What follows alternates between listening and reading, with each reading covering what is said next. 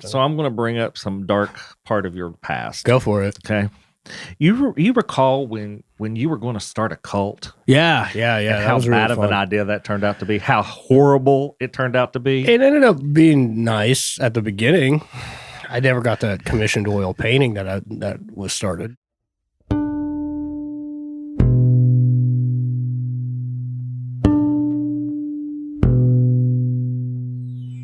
Welcome to The Cauldron, a podcast hosted by Ed Bolden-Greer and Jacob A. Garner. In each episode, Ed and Jacob will have free-flowing conversations about life, culture, and personal growth. Expect to hear from storytellers, authors, experts, life gurus, thought leaders, and influencers. The Cauldron is a place where concoctions of a lot of ideas are brewed down to potions that are sometimes important and useful, sometimes eccentric and bizarre, but always just what you need. The Cauldron Podcast may contain explicit language and thematic elements not suitable for all audiences.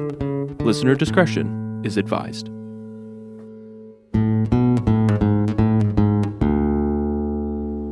No thought too dumb. No question too deep. The conversation starts here.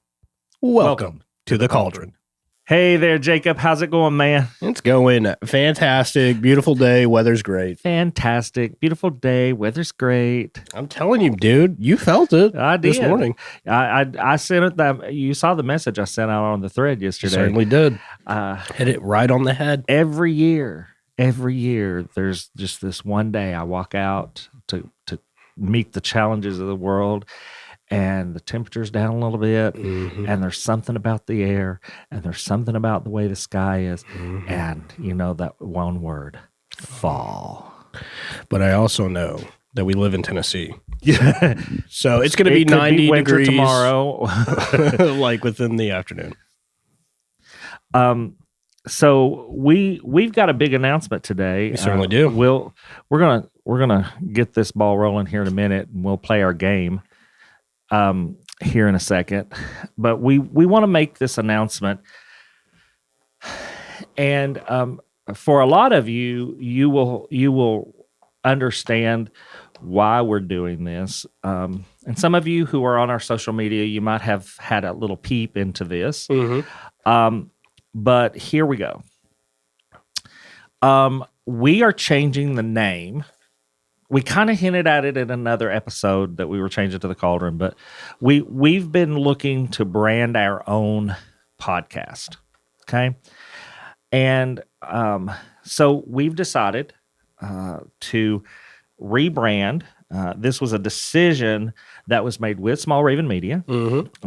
We listened to our listeners, and we've been on the marketing road for almost a year since we started contemplating this. Yeah. But last night we pulled the trigger.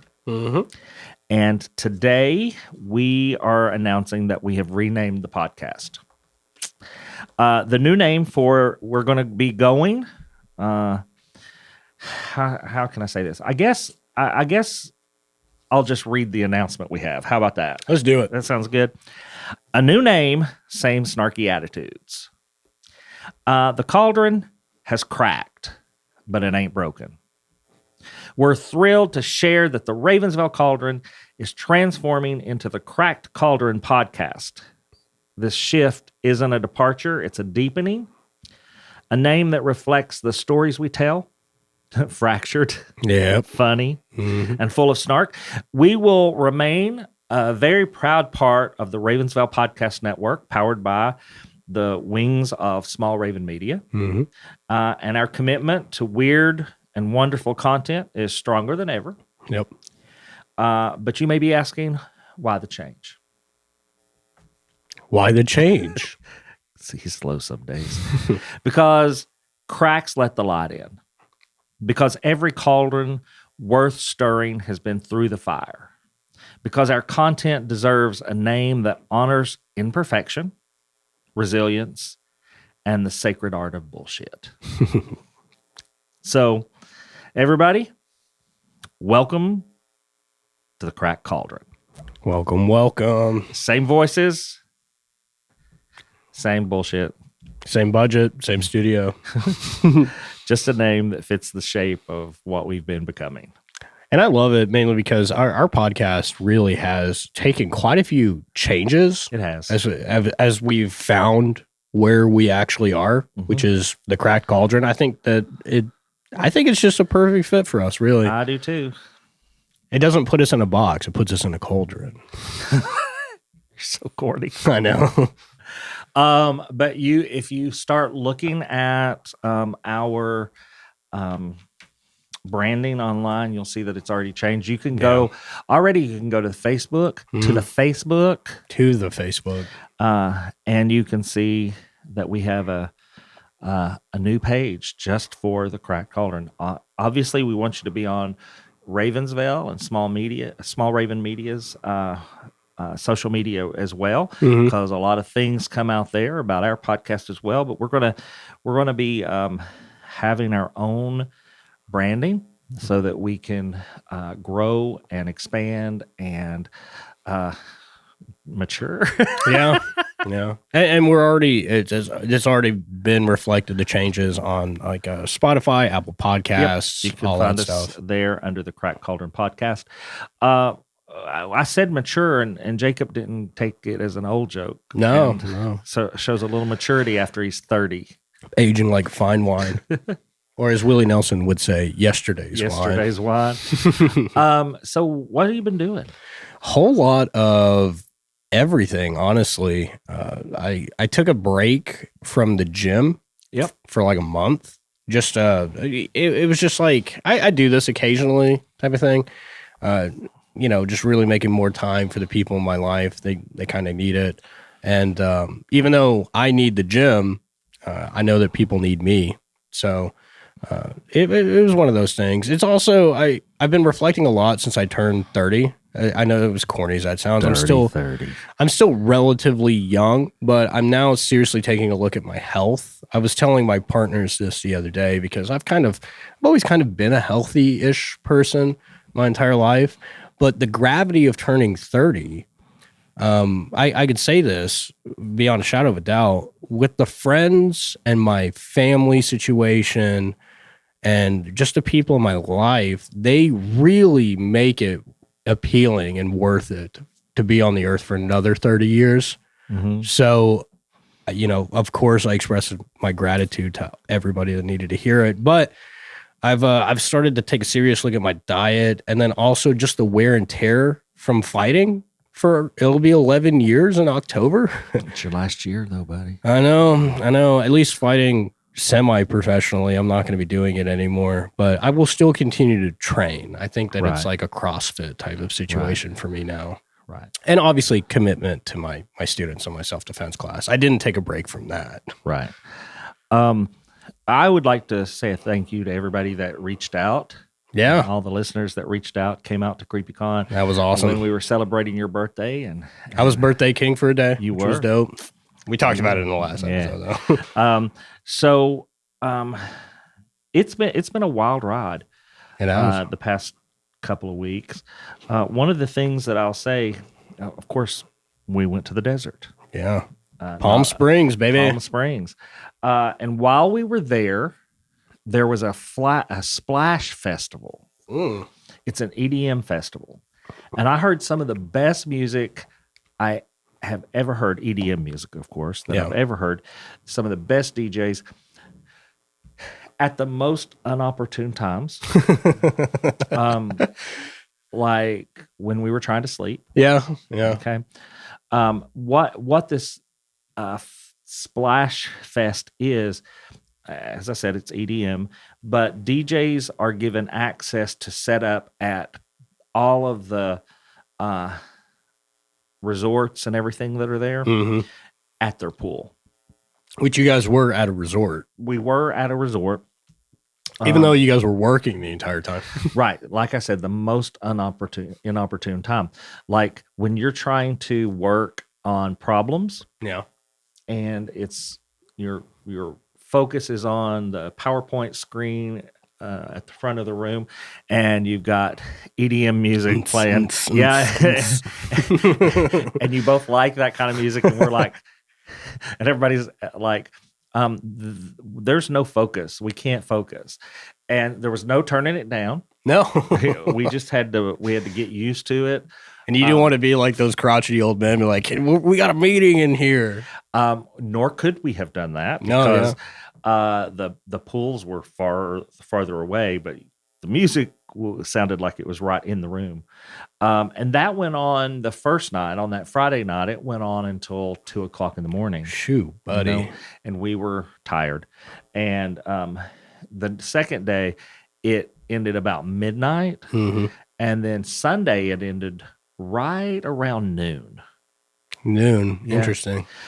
When all the festival goers were heading home. Oh yeah, packing up for the weekend. Yeah. So, on a similar note, my twin came over a week or two ago to play Magic the Gathering with his partner and my partners, and they were like, "Hey, do you guys want some background music? Because we have a projector set up in our living room." And I was like, yeah, what do you guys want to listen to? And Zach was just like, there's this channel. I love them and I fucking hate them at the same time. It's like this really attractive European couple that just travels all over Europe and plays house music outside. And it looks like they have figured out life. I think it's called like tone and rhythm or something like that. I forget. Damn it. If it's not some of the best house mixes I've ever listened to, and they're just in gorgeous, gorgeous areas, like in Spain and Portugal and Germany. I just love to hate them. I hate seeing people live my dream. I just wish the Tennessee State Legislature would get off their ass and pass the massage compact, and then I could live my dream a little bit. I went and voted earlier today for city council. We're going to vote this afternoon. Yeah. When we're done recording, Jared's going to pick me up. We're going voting. I'm not going to lie to you. I did a very cursory glance because right now politics has just gotten so simple that you just basically need to read just one or two blurbs about somebody to figure out kind of how much of a piece of shit they're probably going to be. And there's a very helpful list that I found on the Knoxville subreddit of all of the city council candidates that are backed by Proud Boys. So I made sure when I went in to go vote today, I voted against every last one of those fucks. So the polls in Knox County are open until 8 p.m. tonight. Yeah, 8 to 8. Yep. Yeah. So I went to the one near the Girl Scouts. That's where I actually voted in the presidential election too, near Polancho's. Yeah. We have to go to the school. I went in and I got in and out super quick, which was super dope. Like there was not many people. I was probably the youngest person there by about 10 years. I used to say 20, but now 10 years. We're currently about 100 or 200 yards away from my voting pole. That's very useful. That little school right over there. Yeah. That's where we vote. Because we just live right there. Dude, mark my words. Put me on some sort of watch. If Marshall Blackburn wins the governorship next year, I don't even know what I'm going to do. I really don't. There's so many people. She just doesn't. If you just take out her politics, she doesn't have the personality to be a governor. She has the personality of a dirty dish towel. Yeah, a wet paper bag. Yeah. With the word Trump shittily written on the front of it. In shit. It's an actual paper bag filled with shit that you would light on fire to get somebody to stomp on. Yeah. I fucking hate her. I do too. Anyway, dude, let's play this game. Let's play this game. All right. Let's not get into politics today too much. All right. You want me to go first or moi? Yeah, you go first. All right. What'd you pull? So this one's about food. Oh, I got a food one too. Nice. You just completed a 7-day juice cleanse. Have you actually ever done one of those? I have. What was the longest when you did it? Juice cleanse. The clinic I used to manage when I first moved back to Knoxville, we did a 14-day juice cleanse. 14 days. I'm about to tell you something else. And we did that simultaneously with a 14-day fast. Oh, we could only drink water. God. And you know those coffee enemas you were talking Ooh, about? Yeah, I've tried a few at the same time. God damn. Okay, wait. So you just completed a 7-day juice cleanse. What food are you most looking forward to eating? Oh gosh, looking forward to eat, or I'm going to eat. Yeah, I guess during your cleanse, that's your light at the end of the tunnel. What is it? Is it like a pizza? Well done steak? No, it's going to be some kind of soup. Yeah. and it's probably going to be like a rich, hearty vegetable soup. Like like a bread bowl type sitch. Yeah. I feel that. Yeah. But if what I am going to eat, it's going to be a little red wine vinegar on some iceberg lettuce for my first meal. Oh yeah. You gotta wade into it after 7 days. Yeah, because there's a little way to do it that'll benefit you. Word. Okay. Well, the one I've got here is also food. Okay. What is the worst food to add to a smoothie? To a smoothie? Man, I used to be a crazy smoothie and juice dude. I went to Goodwill one time and bought, do you remember Jack LaLange? Oh, yeah. I ended up finding a juicer. Jack LaLange, for the people who don't know, he was like an infomercial god back in the day. And he just talked about how juicing was like the deal, the panacea for everything. Yeah. But I was going big into smoothies. I think the worst smoothie recipe I ever found online, it was called like the recipe was called the Incredible Hulk or the Green Machine or something like that. And it literally called for asparagus. That was fucking terrible. So this is not something that I have done, but I was watching this thing about Kennedy. Yeah. The RFK. Yeah. And one of his acolytes, that everything he touts, she touts. Yeah. I can't remember her name right now, but she was doing raw liver smoothies. What the fuck, dude? Do you know the Liver King has completely lost his mind, by the way? I wonder why. Yeah, I know. I seriously think that he suffered a massive concussion because one of his pupils is permanently dilated, bigger than the other one. He apparently flew to Austin, Texas to try to fight Joe Rogan to the death in hand-to-hand combat. Damn. I know. I mean, damn that he didn't do it. I'm just joking. I don't want anybody to die, but I don't like Joe Rogan. All right. He and I tend to have very polar opposite opinions on things. Oh, yeah. All right, here's your next one. This one's about objects. Okay. What's the weirdest thing you've ever owned? Read that again. What is the weirdest thing that you've ever owned? Oh, God. Picture like an Annabelle doll or some shit. No, I have an Annabelle. Yeah, I know, but like the Annabelle doll. No, that's Matt. No, the comedian Matt. Matt McCusker or whatever his name is. No, I heard about this. Yeah. He like bought Rife. Matt Rife. Yeah, he's like the he owns the conservator for the actual property. Yep. The weirdest thing I've ever owned. Have I owned anything really weird? Or maybe the better question is, have I owned anything that's not weird? I was going to say, you have like a weird... I have a lot of everything. Cornucopia of stuff. Yeah. Well, I don't own it anymore, but I once had a collection. Yeah. It's like 6 of the game Monopoly. 6 different Monopoly games. Oh, like different themes? Well, yeah. I had one that was like one of the originals when it first came out. Mm-hmm. I had a Warner Brothers. I had a South Park, maybe it was a South Park. I think it was a Beavis and Butthead, and a couple others.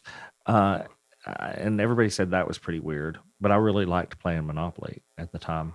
But weird, no, I don't think I've owned too much weird things that I would categorize like what you're talking about. Yeah, except for well, I mean, what's something that if you told somebody you had one that they'd be like, really, you? Oh, well, now that changes things. Yeah. Because nothing's weird to you. Right. You know, you could have like a dragon scale or something. Right. Be like, that's a normal thing to have. But like if somebody was like, what the hell? Why do you own that? Like for me, I think people are really, really surprised to hear that I own an AK-47. That didn't surprise me. I know it doesn't surprise you, but a lot of people, they're like, really, you?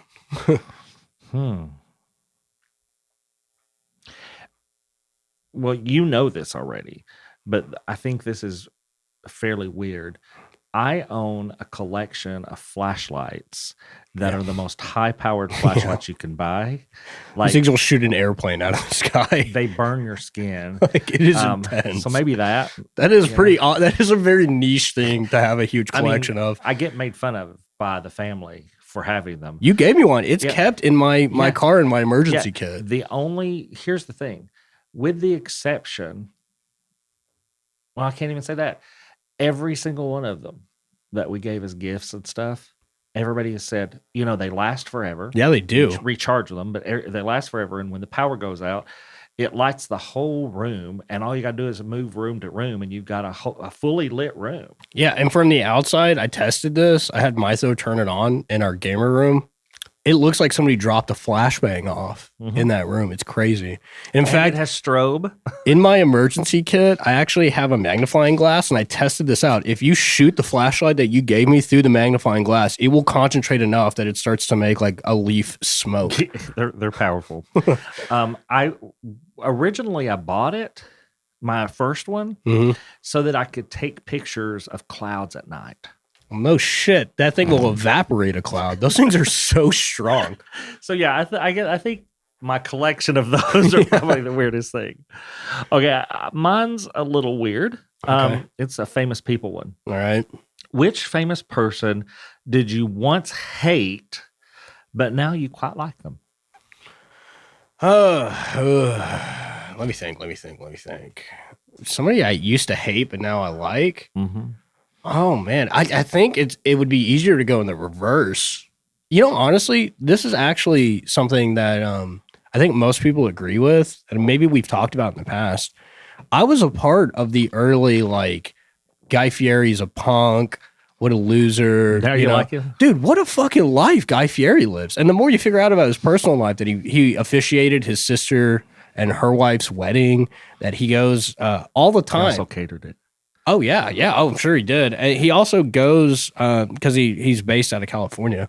Anytime that every wildfire season, which is 8 months out of the year in Cali, he'll go up there with his smoker and feed all the firefighters. Mm-hmm. And, dude, he just lives a dope life. He wears Hawaiian shirts, drives cool-ass cars, and goes to support small businesses all over the country. Dude, what is there not to like about the man? Right, but that wasn't the question. I've got one for you. Okay.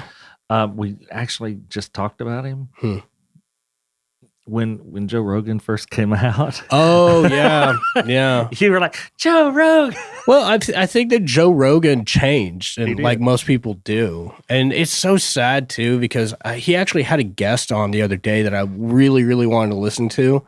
Couldn't even make it through the whole episode. It was a nightmare. He is a little bit of a nightmare. Yeah, but even a broken clock's right twice a day. If he talks about fighting. Fucking fantastic. That's what he's a subject matter expert in. Well, we were talking this morning, even RFK Jr., yeah, some of the things he's talking about doing, taking a lot of additives out of food, I agree with. Yeah, that makes sense. Except I want them out so that we'll be healthier, not because I believe they cause, where there's no evidence, cause autism or cause any of the stuff. Yeah. Okay.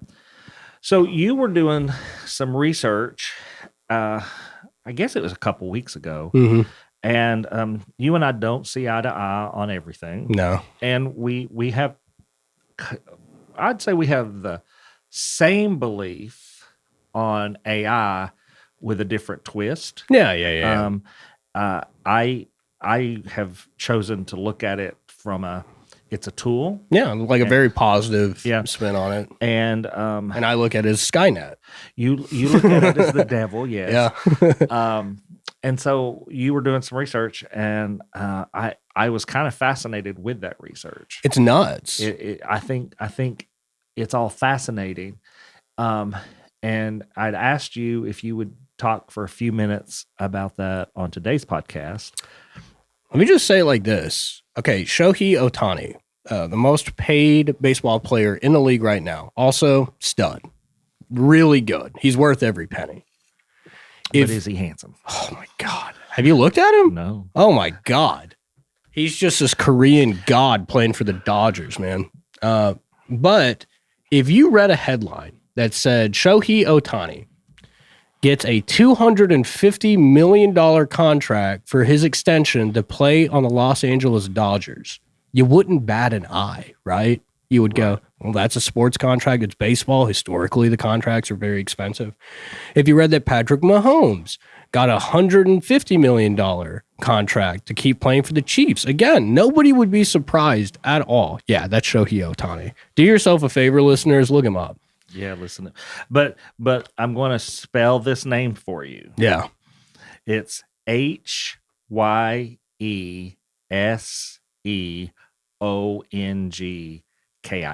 Yeah. Nothing like what you said. Shohei Ohtani? Yeah, it doesn't. That's how it's pronounced. I know. That's why I was like, I tried to put that in. I finally wound up searching Korean Dodger player 2025. Because I didn't know how to spell that. The point I'm trying to make is we assign these crazy dollar amounts to these athletes and nobody's surprised by it, right? What if I told you... I'm sometimes surprised by it, but yeah. What if I told you that right now, Sam Altman, the owner of OpenAI, the AI company that made ChatGPT 4, right? Well, that was responsible for the research to make AI a actual thing, right? Yes. And regardless of whatever Elon Musk says, he was not actually on the ground floor with Sam Altman. He gave him funding, but he didn't actually develop it. But I digress. He was doing an interview on the New York Times a couple of weeks ago that I found really interesting, where they were talking about how in the AI space right now, these tech companies like Meta, Google, OpenAI, DeepSeek, they are, yes. Mm-hmm. Yeah, I know. Sorry, we keep looking at pictures of Shohei Ohtani. Sorry about that. But Sam Altman was talking about how they are poaching each other's employees. And he just announced that he paid, there was a guy, I can't think of his name right now, but he is on the forefront, cutting edge of AI development, especially for AGI, which is like the... I can't think of what the term means, but basically it's getting AI to think like a human being, right? That he just paid him $250 million to come work for him. Like, we are talking about $250 million was spent for one person to develop AI for him. You're talking about artificial general intelligence. Yeah. Okay. That's what I thought you were talking about. It is so astronomical. And the way that Altman was talking about how, like, this is pretty standard, that there are scientists that are being paid $70+ million front end. They hadn't even typed a line of code yet. They are just getting $70 million wired to their account to come work for them. And it's causing this crazy bidding war. Yeah.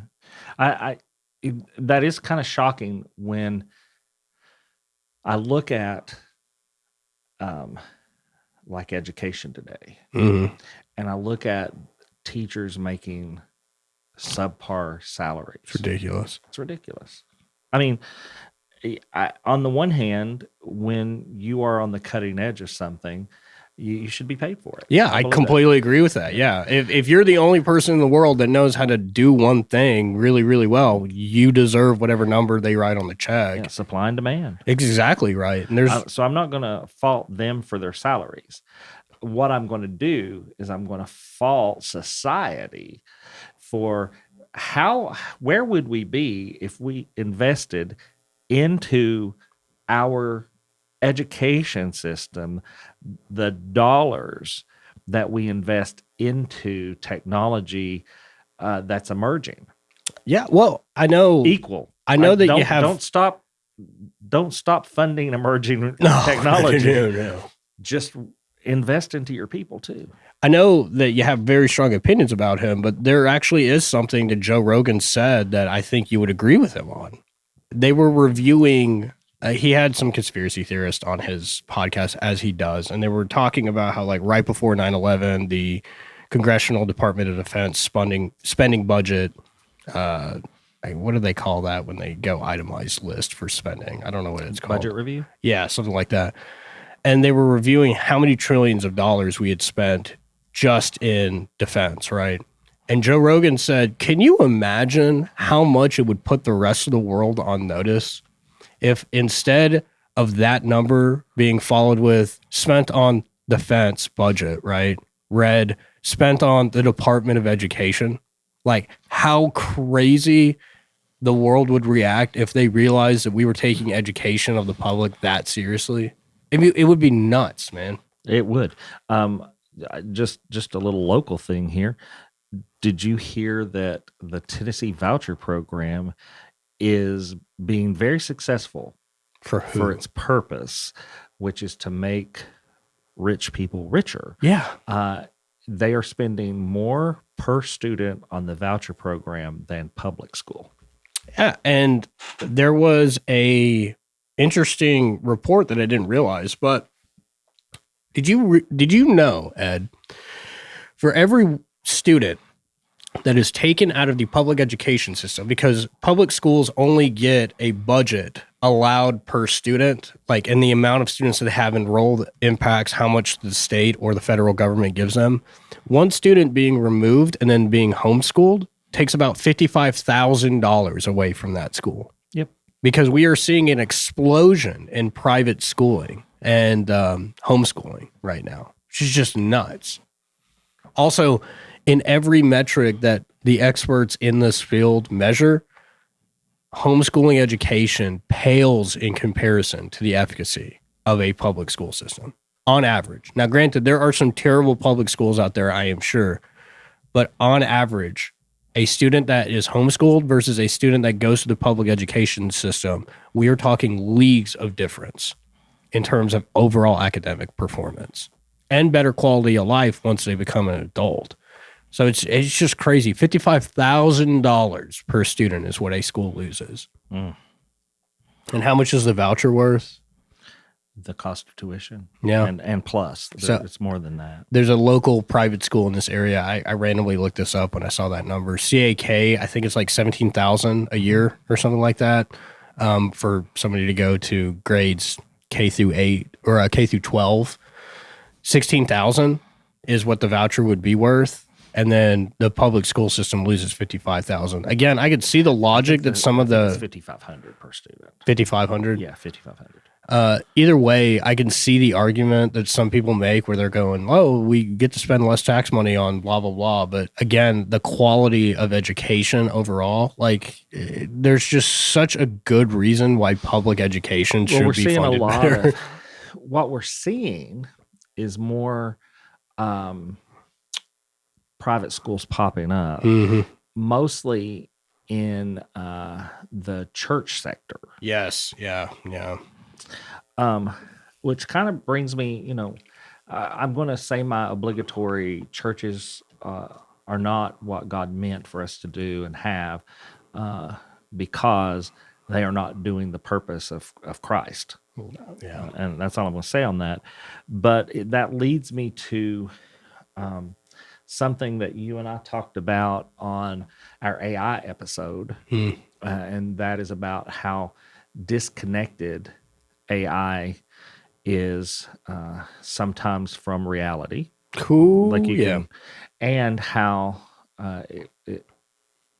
if you will, how it is causing us to be disconnected because of information overload, because, and we've listed all of that stuff in our previous podcasts, but it really comes down to technology is both a blessing and a curse.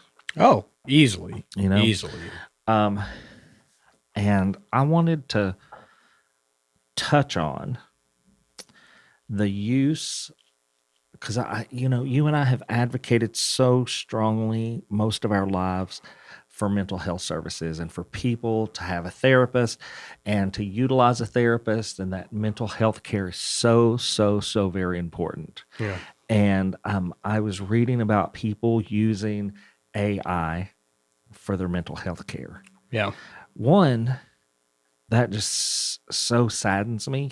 Oh God, yeah. And I'm not going to go as far as to say that there's not some value in that. I'm sure there is, but having zero, and I mean zero, human connection with mental health care is just so sad to me.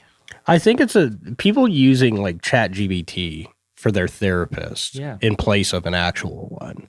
I think it's a symptom of a larger problem because ChatGPT, what's the subscription for a month to using the pro model where you get to use it? Well, I can find out. It's like, let's just say it's $20. Let's even say that it's $60, right? For a month. Okay. I think the way that these AI models are based, you can use a free model, but after a certain amount of questions, it says now upgrade to whatever, right? $20 a month. So $20 a month, right? I pay $150 for 1 hour of therapy every 2 weeks, right?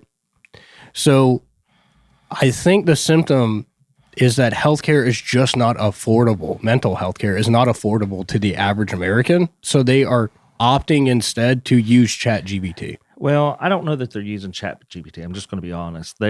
But what's sadder to me is that there are mental health AI programs. Yeah. WYSA, WYSA, is an AI-powered chatbot. Mm-hmm. Uper, another one. Headspace, yeah. I hear advertisements for it all the time. And here again, there's no human connection. There's no human nuance. There's obviously privacy risks, and then I think there's over-reliance. Now, if we were using those tools as tools and not our primary health care, mental health care, but let's face it, in this country, it's very obvious that the majority of politicians and government leaders do not prioritize our health care, much less our mental health care. No, not even a little bit. And as a result of that, we have people who are desperate. Mm-hmm. And that just really saddens me. I think that also the past two, your generation, the generation that came after you, and for a large part, my generation, starting with Gen X, we've lost all kinds of connection with each other. Oh, God. Yeah. I think that it's really interesting, mainly because I was actually listening to the New York Times Modern Love podcast, and they were talking about a subject that I already had some preconceived biases and notions about, and it was the male loneliness epidemic. And I won't bog you down with the minutia of it, but it really did change my perspective on both my own personal connections with my friends, but then how I interact with other men, realizing that there's probably a similar burden that they carry. And for listeners, I just want to introduce you to a very simple system that I've now implemented into my life that I think might be useful for other people to do as well. It's called TCS. Text your friends at least once a week.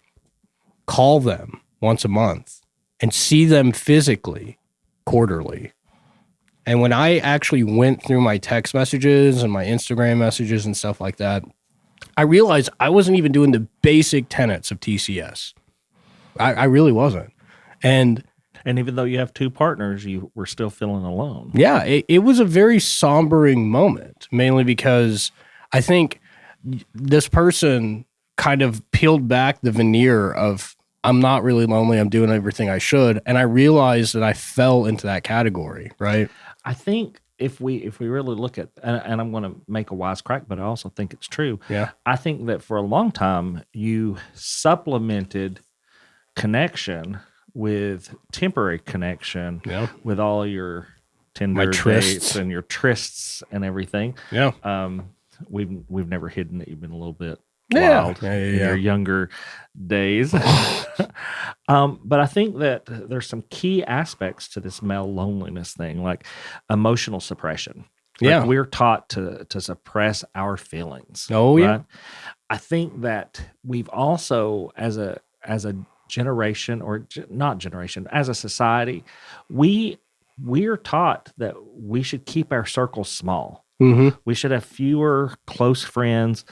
And then I think that there's a cultural expectation for men to be stoic, to not show fear, to be strong, not to cry, all of those things. Be vulnerable in any aspect. Never be vulnerable. Yeah. Right? And then there's, the fact that we go through life transitions like divorce or retirement, relocating. Yeah. And all of those things are hugely impactful on our psyche. Mm-hmm. You know, I think it's interesting, and I'm going to speak for Ed as well as myself here. I want to make sure everybody understands that just because we're talking about the male loneliness epidemic being a real thing, this does not give justification for incel behavior at all. Abso-fucking-lutely not. I just want to make sure people understand that while it's a real issue that you can measure and look at, it still does not justify people being pieces of shit. But I will say that one of the big takeaways that I got that I related to immediately with the podcast was the man talked about, he was like your typical man. He was in his mid to late 40s. And he brought up an interesting thing that I didn't really think about, that society as a whole, at least in the West, allows men to have two expressions that are widely accepted. Yep. They can joke around or they can fight another man. Yep. Aggression or humor. That's about it, right? And I thought about that. And I was like, is that really true? Now, obviously, I feel like I'm a little bit more open with my friends and my family about my emotions, but the typical guy in America really isn't. And I thought about it from my gym. I have got gym buddies that we can get in a knockout, drag out fight. We can bloody each other's lips. We can give each other a black eye. I mean, we are really just beating the shit out of each other. And we will do that repeatedly every single week, right? Mm-hmm. But if I were to walk up to any of these guys that apparently have no problem whatsoever beating up shit out of you and me beating them up, right? If I were to walk up to them and say, dude, I'm really struggling with feeling lonely, their initial reaction, I doubt, would be something like, oh man, do you want to talk about that? What's going on? It would be like, oh dude, that's gay. Yeah. One of the things that I really think, and we've talked about how society changed, you know, families started protecting their children, overly protecting their children. Oh yeah.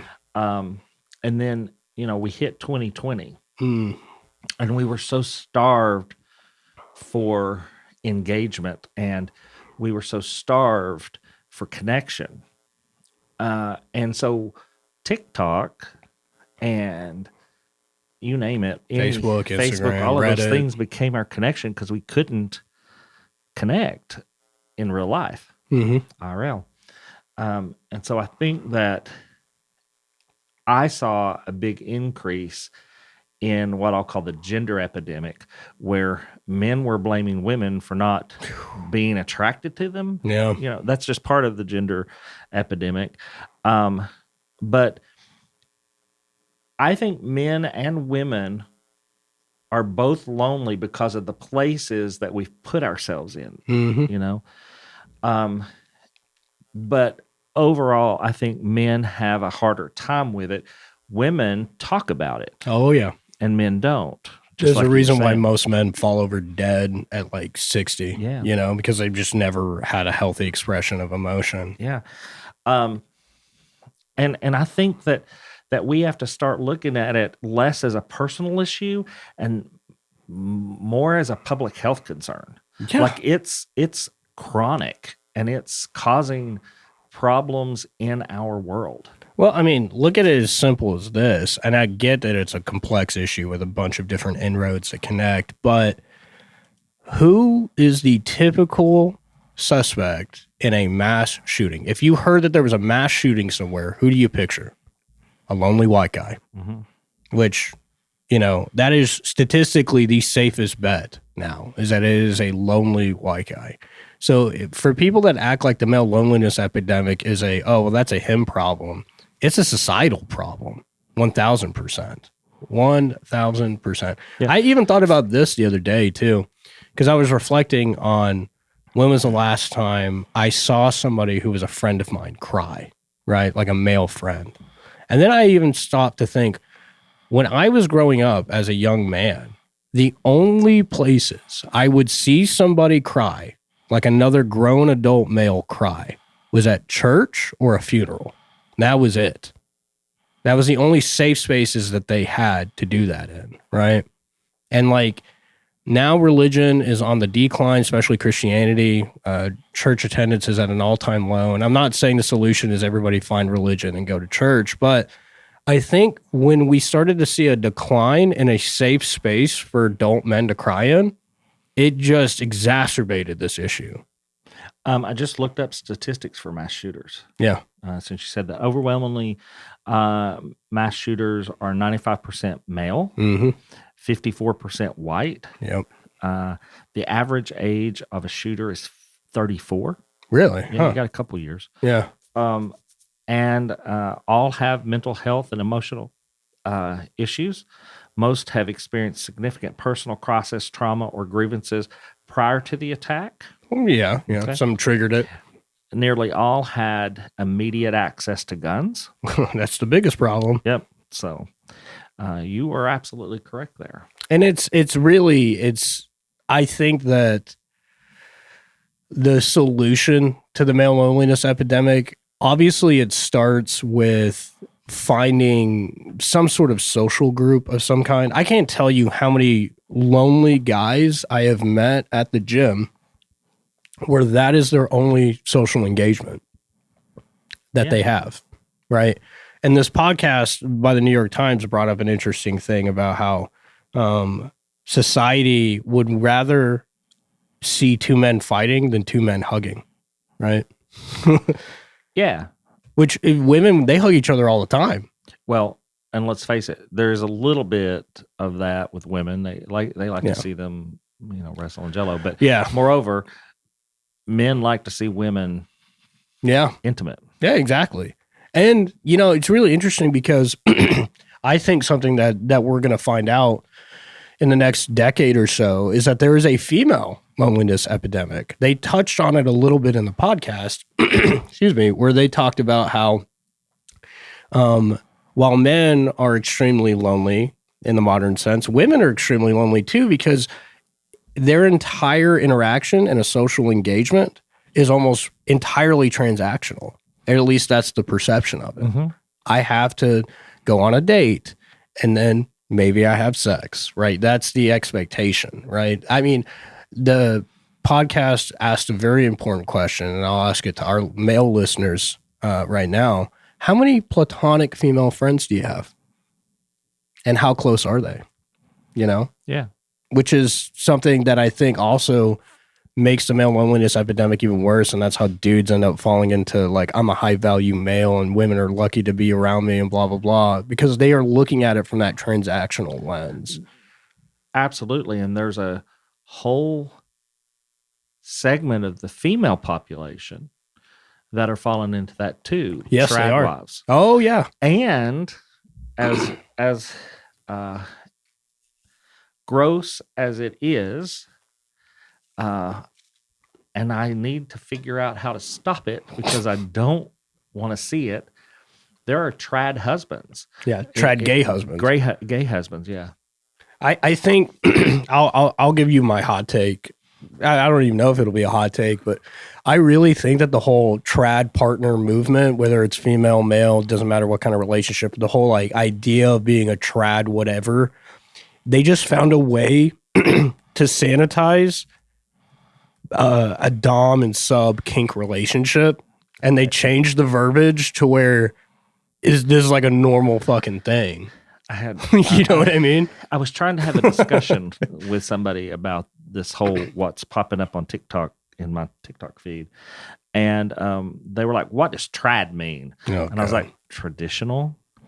First of all, gay guys, there's no traditional relationship in a gay marriage. Yeah. Or I would even say heteronormative. In a heteronormative. There might have used to have been a way things were because we were awful, let me say it again, awful to women. But there is no traditional roles. And let me go a step further. There doesn't have to be traditional roles. No. It's just it's weird. It's just weird. It makes me want to capitalize on the grifting. I want to start a movement called the Trad Chads, where it's just like dude bros. You'd have to cut your hair. Yeah, I know. We'll make it seem like, but you've got the mustache for it. Yeah, thank you. We'll make it seem like it's have your tattoos removed too. No. Well, yeah, actually, it's not traditional. You're right. It's not traditional. I think that I could probably make a shit ton of money selling a program to people where it's like being trad is a real Chad move, you know? I could just hear people like Andrew Huberman and like Peter Thiel and all these fucks being like, oh, that guy's onto something. So I'm going to bring up some dark part of your past. Go for it. Okay. You recall when you were going to start a cult? Yeah. And how bad of an idea that turned out to be, how horrible it turned out to be. It ended up being nice at the beginning. I never got that commissioned oil painting that was started, but you know, let's just get on the honesty train for just a minute. You realize how bad it was turning out. Yeah. Okay. That's all. I'm just saying, and I think it's all a cult. If everything else fails, I'm going to go back to that. If society collapses, I'm starting the trad chads. No. That's my way out. We have a new podcast name. Yeah. And I want to talk about that. Okay. We talked about it at the first of the episode. And as we are in trad chads. The trad chads, baby. We're not changing our podcast. I'm going to go ahead and license it. I'm going to go ahead and license it. So here's my real last take. I want to end on changing the name. Okay, yeah. We have, like I said earlier, for a year been talking about this name change. Yeah. And we went through every holy shit, dude. We spent so much time on this. And it's and I want to make it real clear. It's not that we don't like the Ravens Vail name. No. It's that we were often mixed up in searches. Yeah, we were. For the Ravens Vail podcast. And so we decided that we wanted to have our own identity. And it really, if you want to know the truth, the Cracked Cauldron came from, the idea of it came from somebody who said that Jacob and I were just a couple of crackpots. Yeah, I know. I've heard that a few times in my life. Or, a couple eggs that were just cracked. Yeah. But we want you to go out, search for us, like and share, if you will. We would especially like and for you to do us a favor, a big favor. Go to Facebook, search for the Cracked Cauldron Podcast. Yep. That's it. Just search it. When you get there, like and follow it. Mm-hmm. I think we're pretty pathetic right now. We're pretty pitiful. We only have like 2 likes and 7 follows. But of course, it was just started just the day before yesterday. Mm-hmm. But we would really like for you all to do that. And with that, I'm going to say, Jacob, I will see you in a couple of weeks. Yeah. No, it'll be 4 weeks. Jacob's going to be taking over the entire podcast while I'm on break. Indeed, I am. And he'll be doing an episode without me, which has never happened. Never happened, Jacob. Yeah, you're letting the hen or the fox in the hen house. That episode's scared. Just going to be me pitching the trad chads to everybody. Oh, so thank you all for joining us today. Yeah, this was a fun episode. I really enjoyed this one. And we'll talk to y'all soon. Yeah. Bye, guys. Bye-bye. Now, family, you adults have a few chores to do. Go on over to ravensvail.com and see about doing your chores on social media. Follow us on all the social media platforms that we've made available just for you folks. Like, listen, subscribe, and follow wherever you listen to podcasts. And if you don't mind, leave us a good rating and a kind comment. You can find The Cauldron on your favorite podcast platform. And again, make sure you hit that follow button to stay up to date with our latest episodes.